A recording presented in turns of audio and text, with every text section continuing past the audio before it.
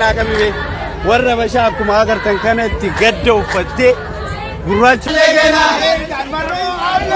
maangoo keenyatti bu'uu danda'us hin jiru. Duumessa kanaa gadi nama maangoo phiphisinaa keenya nurkaafuu danda'u hin jiru jechuudha. Kun seeraaf heera mana bataskaana eeggannee waan muudamneef waan nu muudaniif namni kana manni murtii biyya lafaarraa kan nurraa kaasuu hin danda'u. Yooyyaa harkatanii akkam jirtu nagaa jirtu hordoftoota keenya nageenyi keenya bakka jirtan isin haqa qabu jecha hardhallee akkuma yeroo kaanii oduulee fi odeeffannoo wayitaawaa ta'e qabannee isin dhufnee irraa odeeffannoo fi oduu keenya keessatti waa'ee sinodosii Oromiyaa yookaan immoo sinodosii haaraa dhiyoo mudaman irratti uggurri kaa'amee jira yookaan immoo kana booda aangoon irraa fudhatamee jira jechuudhaan namoonni hedduun miidiyaa irratti waan hedduu haasamaa jira. Waa'ee isaas jala buunee fi achuma qulqulloota abboota Abuna Saawurosii fi namoota itti dhiheenya qaburraa ragaa qabatamaa ta'e qabannee dhufneerraa kanarratti akkuma beektan warroonni gurraacha uffataa turanii fi warroonni mataa haaddatuudhaan gadda ibsachaa turan guyyaa fi halkanuma tokkotti jijjiiramanii akka sirbaa jiranis arginee jirra. Gara biraatiin seera kabachiisuun Itoophiyaa keessatti akkuma itti fufetti jira. Kanaanis namoonni bebbeekamoon hedduun kanneen akka Lijbiinii hidhamuu isin biraan geenne turre itti dabaluunis koomediyaan isheetus hidhamee jira jechaa jiru. Gara biraatiin hardhallee akkuma yeroo biraatti ijoolleen Oromoo yookaan ijoolleen Abbaa Gadaa moo'icha guddaa tokko mootee jirti. Innis waa'ee maaraatoonii Dubaayii achirratti ka ijoolleen Abbaa Gadaa milkiidhaan xumuruu isaaniis fi odeeffannoo hedduu qabannee isiniif dhiyaannee jirra. Yoo peejii kana yookaan immoo YouTube kanaaf yeroo jalqabaatiif ilaalaa jiraatan taate like subscribe gochuun eegalle jechuudha. Oromoon haamoo gara oduu bal'inaatti. Oduu bal'inaa keenya irratti kan jalqaba qabannee waa'ee haasaa uguramuu sinodosii Oromiyaa haaraa jedhu sanii isarratti gaa oduun deemaa jiruu fi wanti haasamaa jiru dhugarraa kan fagaatee fi soba kan ta'edha. Maaliif sinodosiin Oromiyaa keessatti uguramanis aangoon irraa fudhatames hin jiru. Kana immoo ragaa qabatamaa achuma abbootuma keenyarraa odeeffannee jiru jechuudha. Wanta abboonni keenya jedhan yookaan immoo wanta qulqullichi Abuna Saawuros dubbate isin dubbisaa akkana jechuun eegale. Dubbii sangatu dhale jedhu hin dhagayinaa. Wanti duuba deebi'es dhiifamni gaafannes hin jiru. Utuu ta'es warra sababa malee nu abaaran warra macaafa mana amantaa irratti illee utuu hin hafin saba guddaa kana arrabsan. Isaantu nus saba keenyas dhiifama gaafachuu qaba malee nu miti. Hojiin jalqabni si'achi cimee itti fufa jedhuun Abuna Saawuros dubbatanii jiran jechuudha. Eebbifamaa abbaa keenya jennaani. Itti dabaluunis haasawa abbaa keenya keessaa tokko godhan tokko isin dhageessee olitti deebinaa haa dhaggeeffannu. Abbaa kan ilmaa kan Hafuura Qulqulluu Waaqa tokkotti namaan ameen. Jaallatamtoonni ijoollee kiristaanaa kan taatan biyya keessas biyya alaas kan jirtan amma wanta isiniif dabarsuu barbaanne ergaa gabaabaan isiniif dabarsuu barbaada. Innis wanta yeroo ammaa kanatti sa'aatii ammaa kanatti sooshaal miidiyaa irra naannaa jirudha. Dubbii sobaa jechuudha. Kanaaf innis maal jedhamaa jira? Abboonni sadan Biqiltuu Abuna Saawuros, Biqiltuu Abuna Ewusxaatiyos, Dookter Biqiltuu Abuna Zeenaa Maarqos dhiifama gaafatanii deebi'aniiru kan jedhu soba waan ta'eef kan akka nu hubattan barbaanna. Namni ajendaa kana kaasas hin jiru.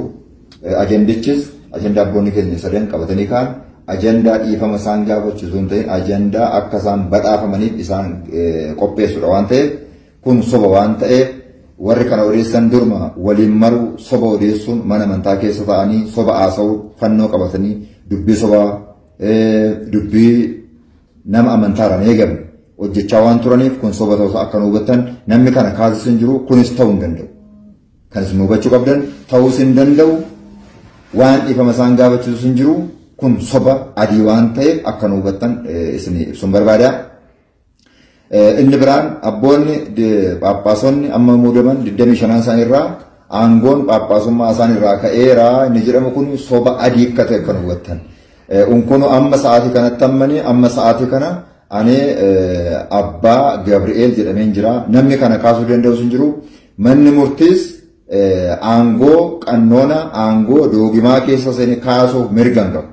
Manni murtii qannoonaan doogimaan kan haasa'amu mana amantaa keessatti abboota amantaa gidduutti. Ituma akka heera ta'e jechuudha. Kanaaf manni amantaa maal jechuu kooti manni murtii kan hin kaafne. Ajandaan kunis hin kaane ajandaa qilleensi afurri hamaan odeessaa jirudha jechuudha. Maaliif kan odeessaa jiru? Uummanni keenya ajandaa kana qabatee jiru, uummanni keenya garbummaa jalaa ba'ee jiru, uummanni gammadaa jiru kuni mootummaa irratti ba'aa akka ta'u, mootummaa irratti rakkoo akka uumuuf kana gochaa jiru isaa. Isin bakka jirtanitti tasgabba'aatii ta'aa dhiifama isin gaafanne aangoon keenya ittiin bu'amne nama aangoo keenyatti bu'uu danda'us hin jiru. Duumessa kanaa gadi nama aangoo phiphisinaa keenya nurkaafuu danda'u hin jiru jechuudha. Kun seeraaf heera mana bataskaana eeggannee waan muudamneef waan nu muudaniif namni kana manni murtii biyya lafaarraa kan nurraa kaasuu hin danda'u. Seera amantaati waan ta'eef.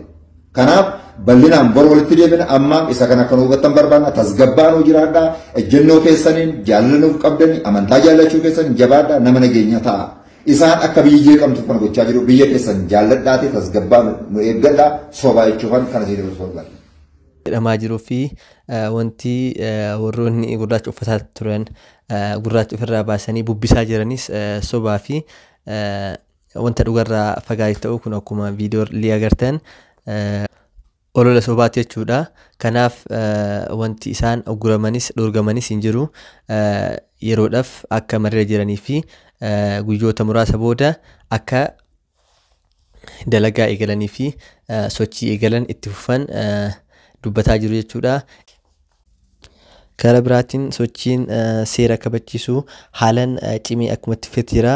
Kanaanis namoonni hedduun mana hidhaatti gurramaa jiru yookaan immoo mana sirreessaa geeffamaa jiran jechuudha. Kanneen keessaa akkuma yeroo duraa isiniif gabaasnee turre Lejbiiniin qabamee tureyyuu itti diyaaqoniin tokko kaleessa qabamee jira.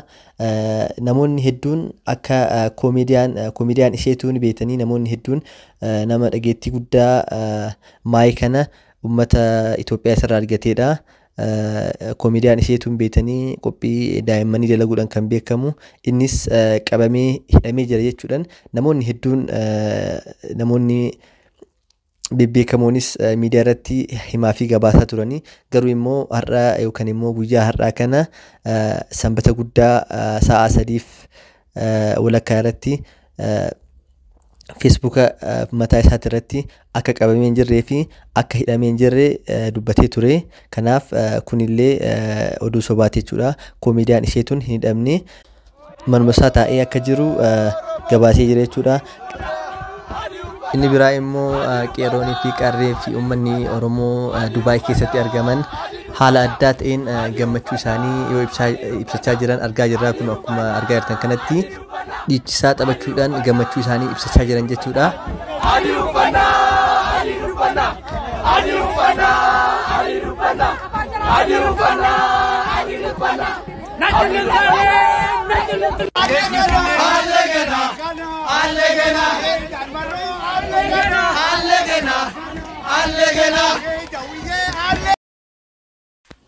Kunoo kana Oromoo akkanatti ta'ee tokkoomii tokkummaadhaan sirbee taphachuu irraa bareeda. Sababni sirbaa fi dhiichisa kanaatis namoonni hin hubatin yoo jiraatan UAE irratti yookaan immoo Dubaay irratti maaraatoonii guddaa tokkotu ture.